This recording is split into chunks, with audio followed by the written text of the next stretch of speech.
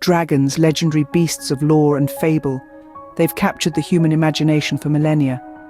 These mythical creatures have slithered and soared across the pages of our historical and cultural narrative, leaving a trail of awe, fear, and fascination in their wake. From the ancient civilizations of Mesopotamia and China to modern-day fantasy novels and blockbuster films, dragons have been a constant, a shared mythology that bridges cultures and time periods. They've been feared as destructive forces, revered as symbols of power, and celebrated as guardians of treasure and wisdom. But where did the concept of dragons originate? What prompted our ancestors to dream up these formidable creatures that are neither bird nor beast, but a fantastical blend of both? And why, despite our scientific understanding that such creatures do not exist, do we persist in our collective fascination with dragons? These are the questions we'll be exploring as we delve into the origins of dragons. We'll journey back to the cradle of civilization, where the earliest known references to dragons can be found in ancient Mesopotamian and Chinese mythology.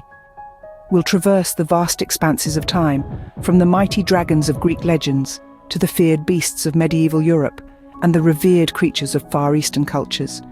We'll examine the many roles dragons have played in our stories and symbols, from fearsome monsters to be vanquished, to wise and benevolent beings.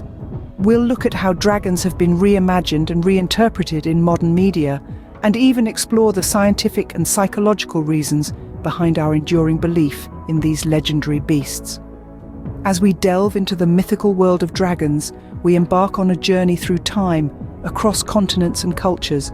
We invite you to join us as we unravel the threads of history and mythology and piece together the fascinating story of dragons, the most enduring and universal of all mythical creatures. The tale of dragons begins in Antiquity, where they first emerged in ancient mythology. These legendary beasts were not confined to any one culture or region, but appear in the ancient narratives of various civilizations around the world. In the land of Mesopotamia, we find some of the earliest depictions of dragons. These mythical creatures were often associated with the gods and were thought to possess incredible power. The dragon-like creature in the Epic of Gilgamesh, for instance, is a symbol of chaos and destruction, a common theme in many ancient dragon myths. But not all dragons were seen as destructive creatures. In the rich tapestry of Chinese mythology, dragons were revered as symbols of power, strength, and good fortune. They were often depicted as wise, benevolent creatures, controlling the rains and rivers. Key stories, such as the legend of the Yellow Emperor, tell of dragons aiding and guiding emperors, shaping the course of Chinese history. Meanwhile, in ancient Greek mythology, dragons took on a different form. They were often depicted as large serpents and were associated with guarding sacred places or priceless treasures.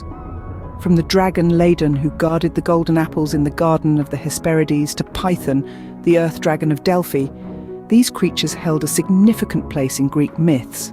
These early dragon tales tell us a lot about the societies that created them. Whether seen as gods, protectors, or harbingers of chaos, dragons represented the unknown, the powerful, and the divine. They were creatures of myth and legend, their stories woven into the fabric of civilizations and passed down through generations. From benevolent deities to monstrous beasts, dragons were as diverse as the cultures that conceived them.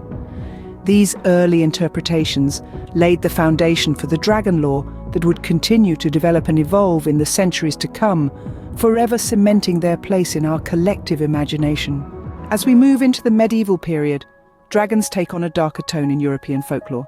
These legendary beasts, once revered and worshipped in ancient cultures, now become symbols of chaos and malevolence. In the frozen north, we find the epic tale of Beowulf, a hero of the Geats who battles the fearsome dragon. This dragon, unlike its oriental counterparts, is a monstrous creature, a hoarder of treasures, a threat to society. It breathes fire, it wreaks havoc, and it meets its end at the hands of our brave warrior. But the dragon's tale does not end here. Journey south to the sunlit realms of chivalric romance, and you'll discover another legendary tale, St. George and the Dragon. In this narrative, the dragon embodies pure evil, a malevolent force plaguing the land. It's up to the virtuous St. George to slay this beast and rescue the damsel. The dragon's defeat symbolizes the triumph of good over evil, a recurring theme in Christian allegory. Speaking of Christianity, it's hard to overlook the dragon's role in the religion's iconography. In medieval heraldry, the dragon was often depicted as a symbol of Satan, the ultimate adversary. It represented the chaotic forces that the knights of the realm were sworn to combat. Despite their fearsome reputation, dragons were not always the villains. In some stories, they were guardians, protectors of sacred relics and treasures. Their presence was a test, a challenge for the worthy to overcome. As we delve deeper into these tales, we see a pattern emerging.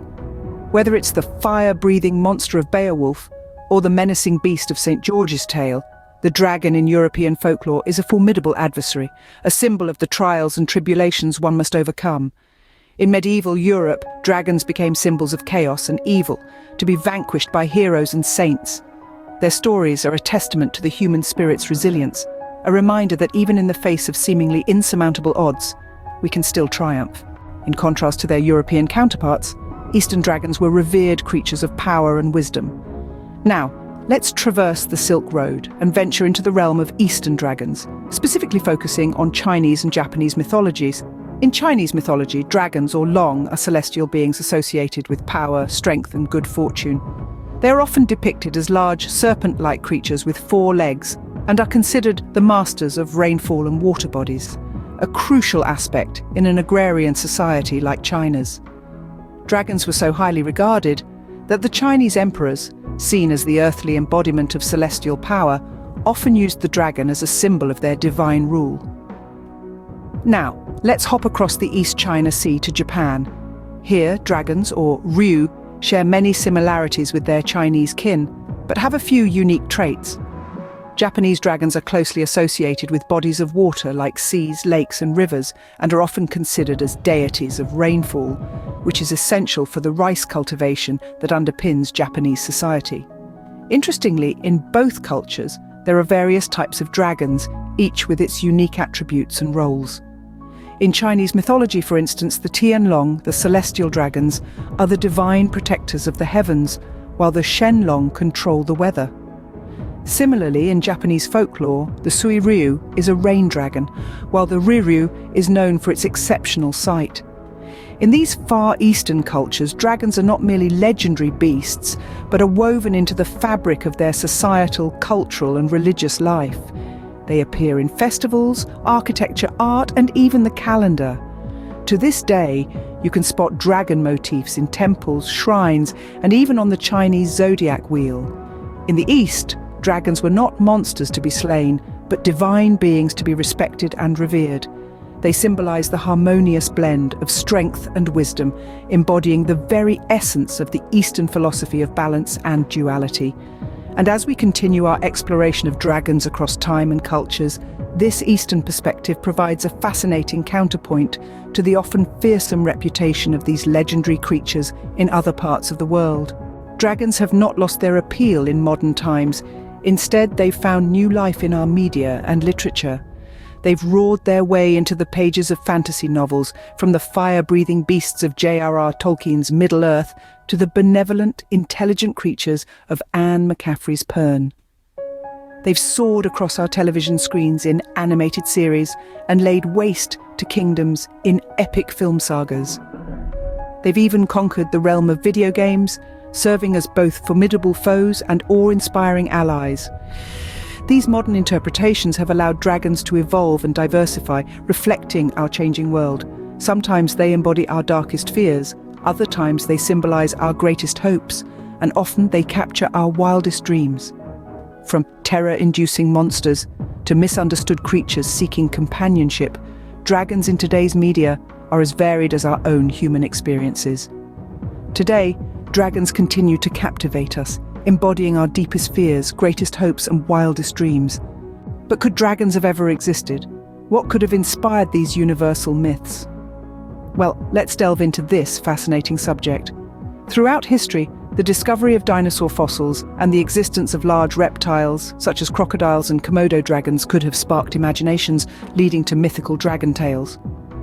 Consider finding a Tyrannosaurus Rex skull in ancient times. Wouldn't you think of a dragon? Moreover, there's a psychological angle to this. Dragons, in their many forms, represent our deepest fears and greatest aspirations.